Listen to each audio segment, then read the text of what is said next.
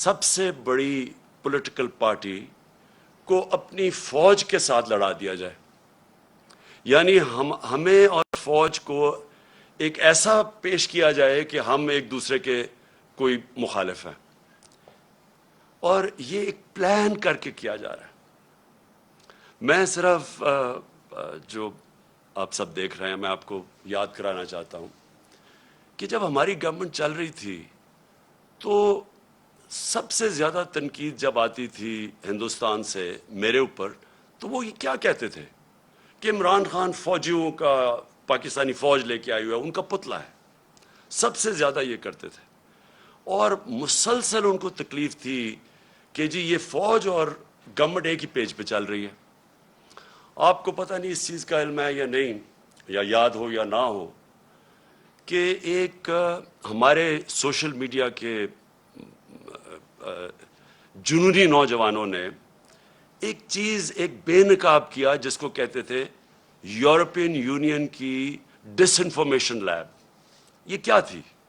اس میں تقریباً 800 fake sites تھی، اور یہ فیک سائٹس کیا کر رہی تھی؟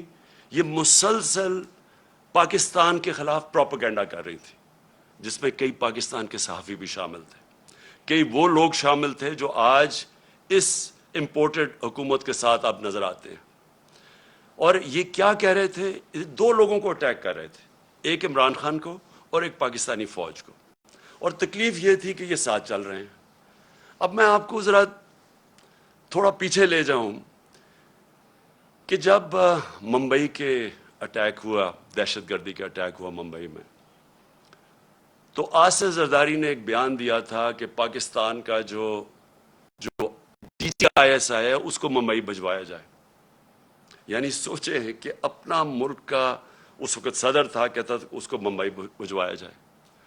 اور پھر یہی آصف زرداری حسین حقانی کے ذریعے امریکنوں کو میسج پہنچاتا ہے کہ امریکنوں کو کہہ رہا ہے کہ پاکستان کی فوج سے آصف زرداری کو بچائیں.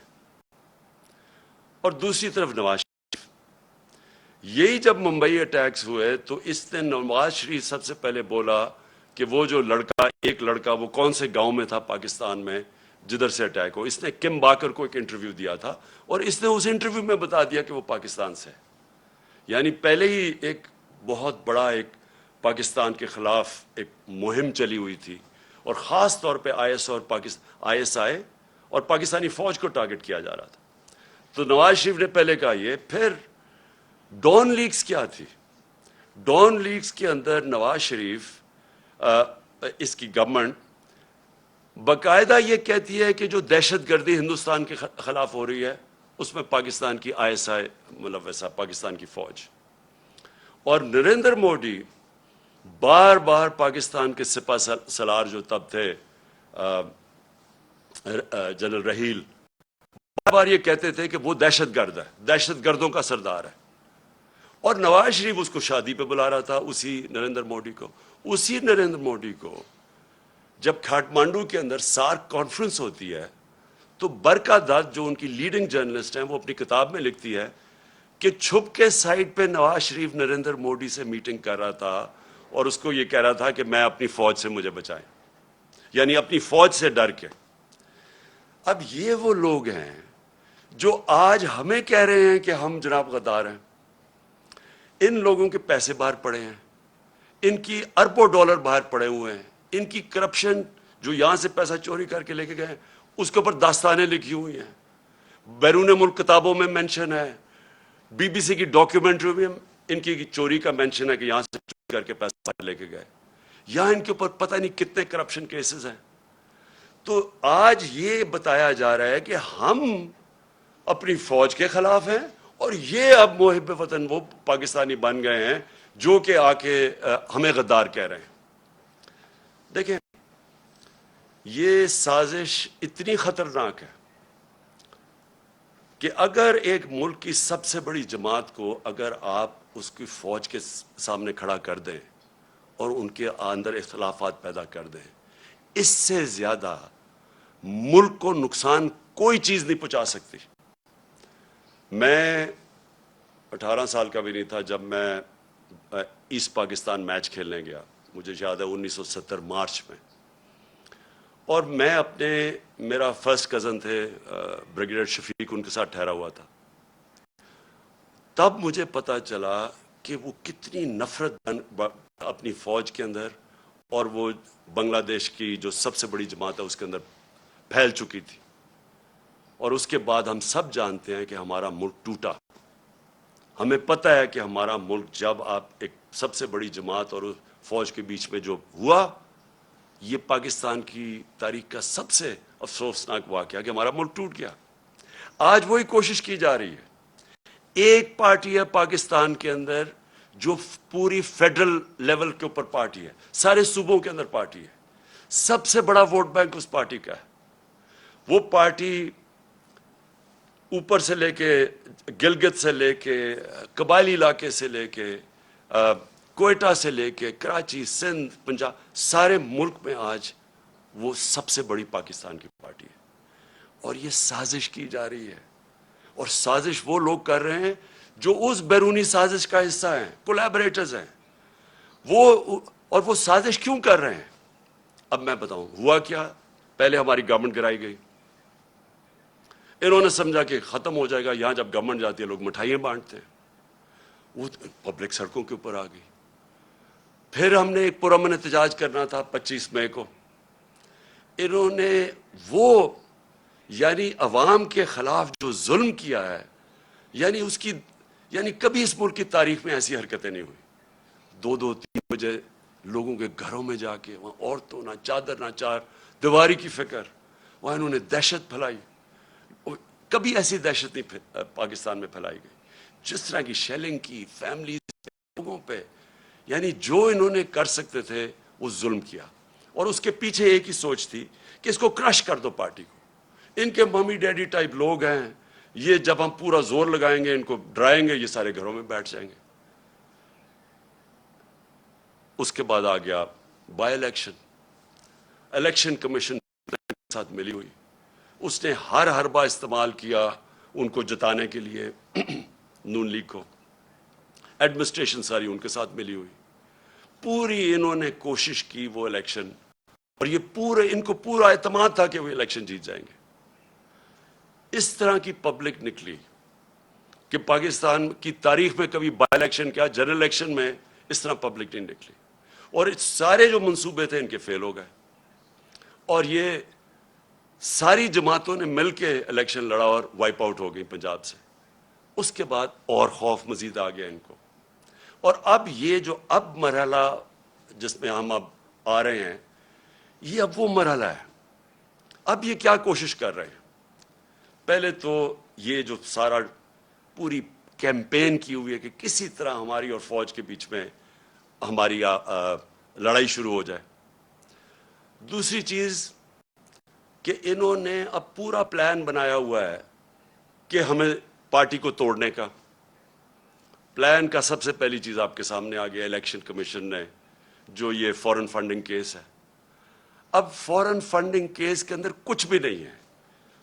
یہ صرف یہ کہنے کی کوشش کر رہے ہیں کہ بیرون ملک پاکستانی جب وہ پیسہ بھیجتے ہیں تو وہ فورن فنڈنگ ہے.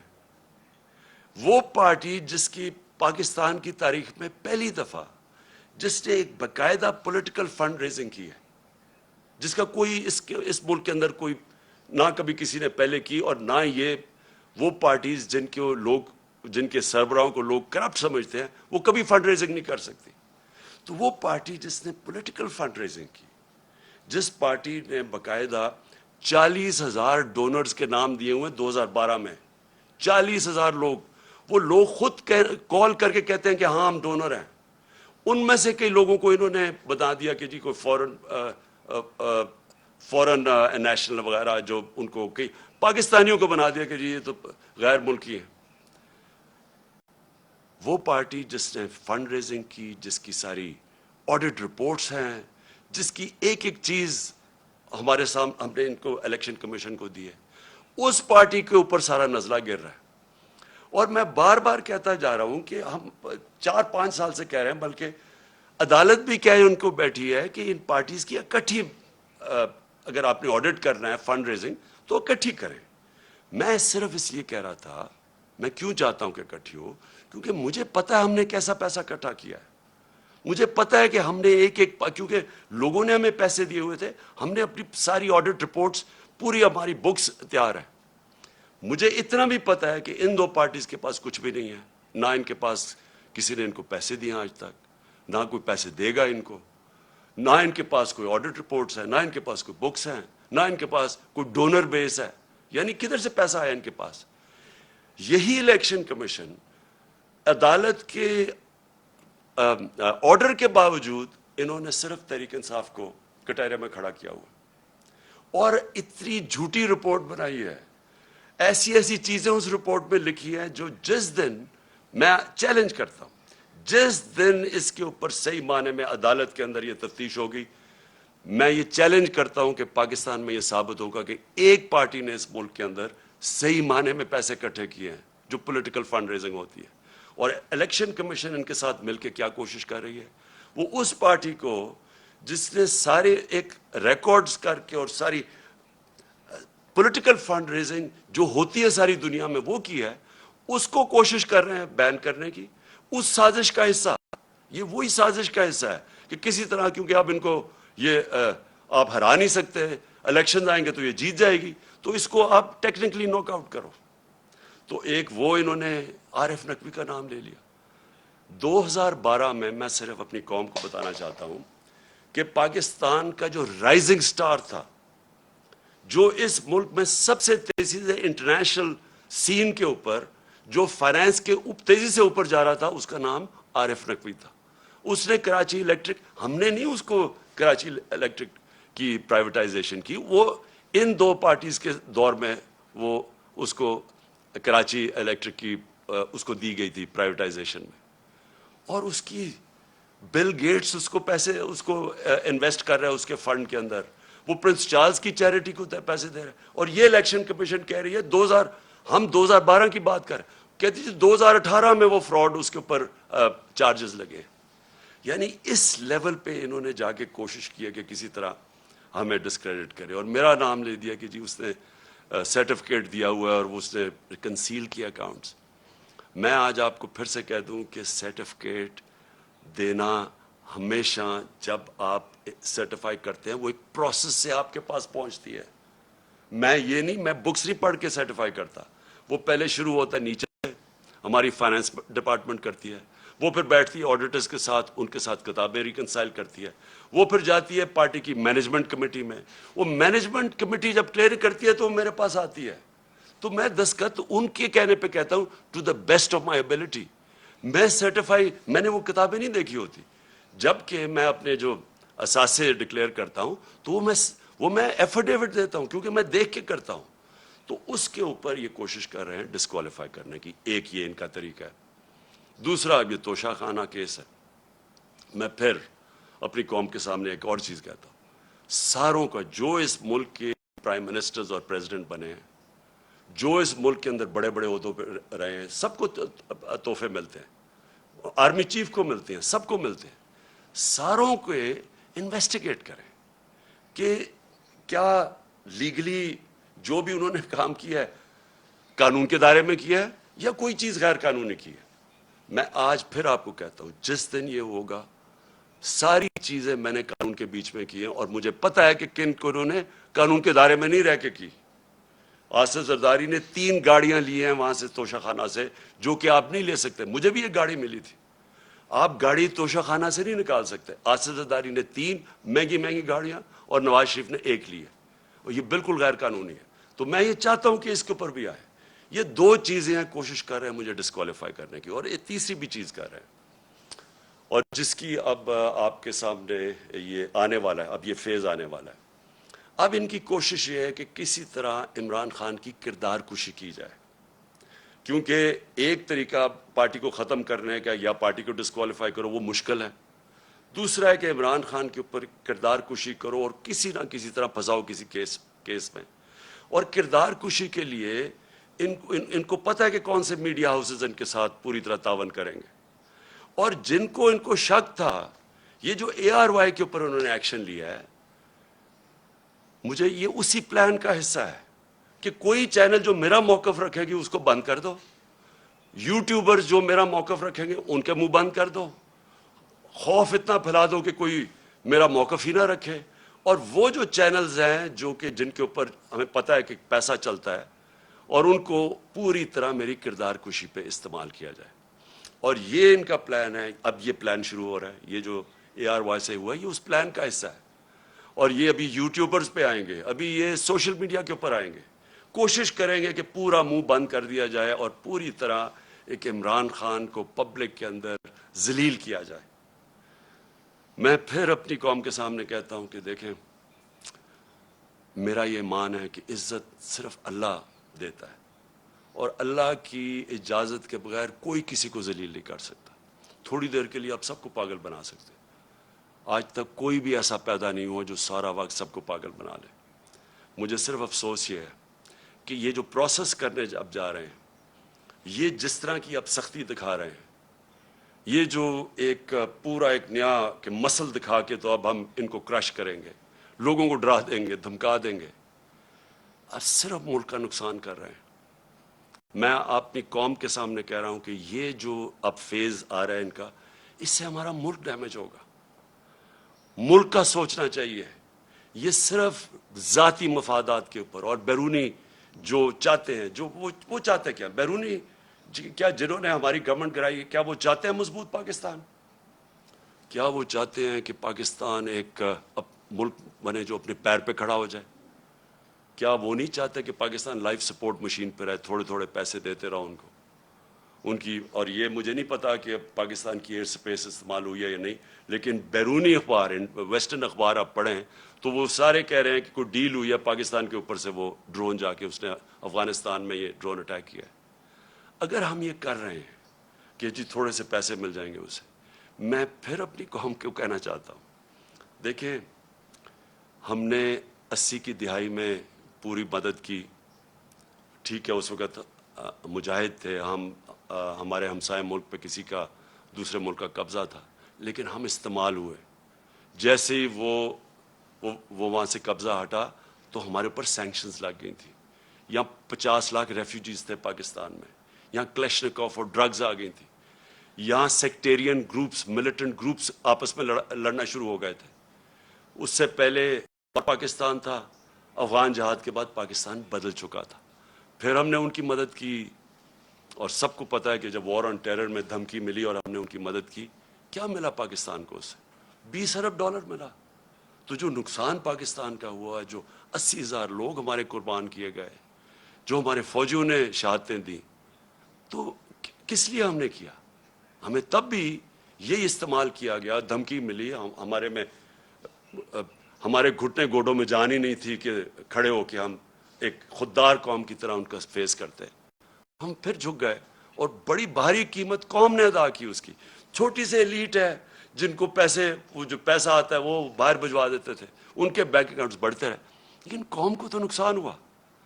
ابھی بھی مجھے خطرہ ہے کہ اگر ہم یہ تھوڑے سے ڈالرز کے لیے اس ایجنڈے کا حصہ بھی بن جائے، اور وہ اس ایجنڈے سے ہم پھر کسی کانفلکٹ میں پھنس جائیں، کسی قسم کے انتشار میں پھنس جائے ہمارا ملک، تو آخر میں ہمیں ماضی سے پتہ ہے کہ فائدہ تھوڑا ہوتا ہے، نقصان بہت زیادہ ہوتا ہے.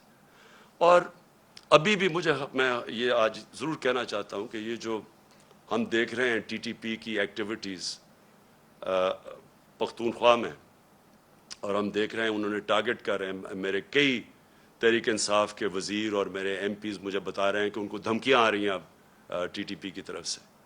میں اس کے اوپر بھی مجھے حیرت ہے کہ ان دنوں میں تو جب TTP ایکٹیو تھی تو وہ تو یہ کہتی تھی کہ جو امریکہ کے کولیبریٹرز ہیں ہم ان کے خلاف ہیں، اس لیے ہم اٹیک کر رہے ہیں. تو یہاں تو وہ گورنمنٹ ہے جو ایک آزاد پاکستان چاہتی ہے، تو اس کو کیوں ٹارگٹ کیا جا رہا ہے؟ مجھے اس میں بھی ایک سازش نظر آ رہی ہے. میں سمجھتا ہوں یہ بھی ایک سازش کے تحت گیم چل رہی ہے ہماری پارٹی کو کمزور کرنے کے لیے. اور وہ جو ایک بیرونی سازش وہ چاہتے ہیں کہ کمزور ہماری پارٹی جتنی کمزور ہو، اس کے بعد ان کے لیے آسان ہوگا ملک کو کنٹرول کرنا. تو میں اور پھر آتا ہوں شہباز گل کے اوپر. دیکھیں شہباز گل نے جو کہا، اور اگر وہ قانون کے خلاف تھا تو بڑا آسان ہے اس کا. ہمارا آئین ملک کا ہمارا قانون ایک پروسیجر بتاتا ہے کہ اس کے اوپر چارج لگائیں، اس کو موقع ملے عدالت میں جا کے اپنی صفائی پیش کرنے کا، اور کیا اس نے کس کانٹیکس میں کہا، کیا کہا، اس ہر انسان کو ہر دنیا کی قانون کا نظام اس کو موقع دیتا ہے اپنی صفائی پیش کرنے. لیکن جو یہ ہوا، اس کی گاڑی کو شیشے توڑ دیے، اس کو جس طرح اٹھایا، اس کے ڈرائیور کو مارا گیا، پتہ ہی نہیں کدھر غائب ہو گیا وہ، ہم ڈھونڈتے پھر رہے ہیں، پتہ چلوا رہے ہیں کہ جی وہ کدھر جی گیا. یہ کون سے قانون اور آئین کے مطابق ہوا؟ اور میں اپنی پارٹی کی طرف سے واضح کر دوں، ہمارا کیونکہ پھر سے جینا مرنا اس ملک میں ہے. کوئی بیرونی ملک کے ساتھ سے نہیں پڑے کہ میں جب مشکل پڑے تو باہر بھاگ جاؤں. میں نے تو جینا مرنا یہاں ہے، میرا تو کچھ نہیں باہر. ہماری طرح کے لوگوں کو زیادہ اس ملک کی فکر ہے، اور جس کو اس ملک کی فکر ہے وہ چاہتا ہے کہ اس کی فوج ملک کا ایک مضبوط ادارہ بنے. وہ کبھی نہیں چاہے گا کہ کمزور ہو. وہ لوگ جنہوں نے اس ملک سے کیا کیا تھا پہلے، میں یہ چاہتا ہوں کہ آج اب ایک چھوٹا سا کلپ دیکھ لیں. میں صرف چاہتا ہوں، اس سے بہت بڑی سٹیٹمنٹس ہیں ہمارے پاس، لیکن میں میڈیا کے لیے صرف دکھانا چاہتا ہوں کہ صرف یہ کلپ دیکھیں کہ شہباز گل نے کیا کہا، اور یہ دیکھ لیں کہ یہ جو بڑے بڑے نام آج پھر رہے ہیں جو ہمیں کہہ رہے ہیں غدار ہے، انہوں نے کیا کہا اور ان کے اوپر کیا ایکشن لیا گیا. یعنی انہوں نے کیا کیا اور جو ایکشن لیا گیا شہباز گل کے اوپر، یہ ذرا دیکھیں. جنرل قمر جاوید باجوہ صاحب، آپ نے ہماری اچھی بھلی چلتی حکومت کو رخصت کروایا. ججوں سے زور زبردستی سے فیصلے آپ نے لکھوا کہ ملک توڑنے والے فوجی جرنیل، ان کی لاشوں کو پاکستان کے جھنڈوں میں لپیٹ کر ان کو دفنایا گیا. رکھو کراچی کے بہن بھائیوں، ایک یا دو افراد ادارہ نہیں ہوا کرتے. ایک یا دو افراد اداروں کی بدنامی کا باعث بنا کرتے ہیں، اور جب وہ ادارے کی آڑ لیتے ہیں تو اس میں پھر ادارے کے اوپر ناقابل تلافی نقصان ہوتا ہے.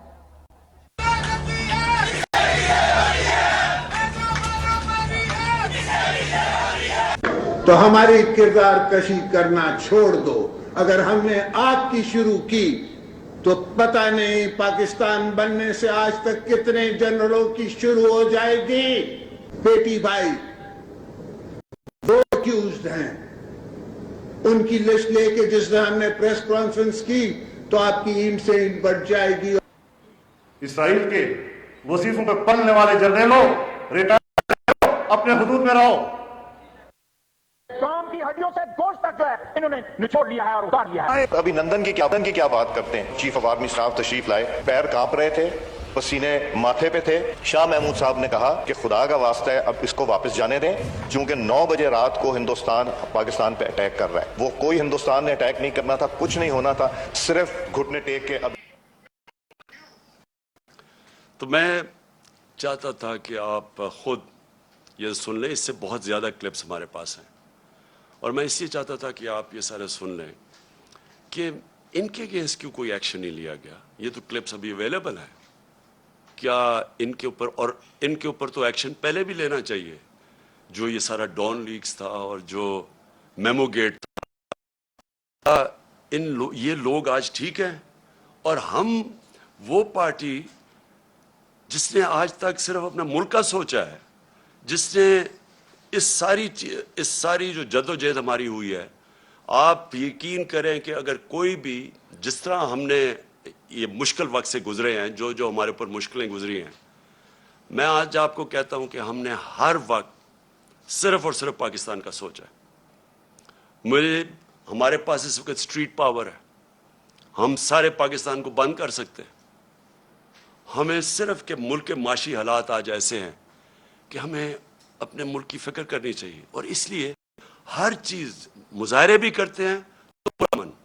صرف 25 مئی کو ہمارا پرامن مظاہرہ تھا جب انہوں نے ہمارے پر انتہا کا ظلم کیا. آج تک کوئی ایک بتایا کہ ہم نے اپنے ملک میں کوئی توڑ پھوڑ کی، کوئی ہم نے اپنے ملک کو نقصان پہنچانے کی کوشش کی. جبکہ یہ وہ لوگ ہیں جنہوں نے اور جو چیزیں چھوڑے، جو انہوں نے اس ملک کو لوٹ کے باہر پیسہ لے کے گئے ہیں. یہ کیسے محب وطن ہو گئے؟ تو میں آخر میں صرف یہ چاہتا ہوں کہ یہ جو کوششیں ہو رہی ہیں سازش کر کے ایک ملک کی سب سے بڑی جماعت کو توڑنے کی، ہمارے لوگوں کو توڑنے کی بھی کوشش کی جا رہی ہے، اور کہ الیکشن میں کسی طرح یہ اتنے کمزور ہو جائیں کہ جب یہ الیکشن ہو، اور الیکشن کی پلاننگ کر رہے ہیں کہ یہ اتنے کمزور ہو جائیں اور پھر نواز شریف آئے وہاں سے انگلینڈ سے، اور اس کے بعد کہیں کہ جی دیکھیں عمران خان کو بھی ڈسکوالیفائی ہو سکتا ہے اور وہ بھی ہو سکتا ہے، ہم دونوں کو ایک ملا دیں، اور اس کے بعد یہ پھر وہی اسی الیکشن کے ذریعے الیکشن کروائیں۔ یہ گیم ہے بیسکلی کہ کسی طرح ہمیں چھوٹا کر کے کٹ ٹو سائز کریں۔ میرا اگلا سوال یہ ہے، جو بھی یہ پلاننگ کر رہے ہیں کیا یہ پاکستان کے لیے بہتر ہے؟ کیا پاکستان اس میں سے اس دلدل سے نکلائے گا؟ پاکستان کو تو اس وقت ضرورت پولیٹیکل سٹیبلٹی کی ہے کہ ایک تکڑی گورنمنٹ آئے، سٹیبل گورنمنٹ عوام کی پاور سے، جو پھر اس ملک کو اس دلدل سے نکال سکے۔ کیا اس میں یہ جو پلان بن رہا ہے، کیا اس میں پاکستان میں پولیٹیکل سٹیبلٹی آ جائے گی؟ اور جو بھی یہ پلان بنا رہا ہے کیا اس کو اپنی ذات کا سوچ رہا ہے یا ملک کا سوچ رہا ہے؟ یہ صرف تھوڑے سے لوگ اپنی ذاتی مفادات کے لیے اس ملک کو ادھر لے کے جا رہے ہیں، اور مجھے افسوس سے کہنا پڑتا ہے کہ خدا نہ خواستہ یہ ادھر نہ چلا جائے کہ ہم سب کے لیے اس کو نکالنے کے لیے اپنی اور نیشنل سیکیورٹی کمپرومائز کر دیں۔ ابھی بھی مجھے خطرہ یہ ہے کہ ابھی بھی ہم کوئی ایسے فیصلے نہ کر لیں جس سے ہماری نیشنل سیکیورٹی کمپرومائز ہو۔ صرف ایک راستہ ہے آج، اگر ہم نے اس سے نکلنا ہے صرف ایک راستہ ہے، اور وہ ہے صاف اور شفاف الیکشن۔ اگر ملک کو ہم نے اس مشکل سے نکالنا ہے، اس کے علاوہ صاف اور شفاف الیکشن کے علاوہ جو اور راستہ لیں گے، ملک مزید اور نیچے جاتا رہے گا۔ جس طرح کی مہنگائی آج ہے، جس طرح کے لوگوں کے حالات ہیں، جس طرح کے بجلی کے بل ہیں، ہر چیز مہنگی، اور ابھی مزید اور مہنگی ہوگی کیونکہ ڈیویلیویشن جو ہوئی ہے، یہ ساروں سے عوام کے اوپر بوجھ بڑھتا جائے گا، اور پھر سے آخر میں صرف صاف اور شفاف الیکشن سے ہم اس سے نکل سکتے ہیں۔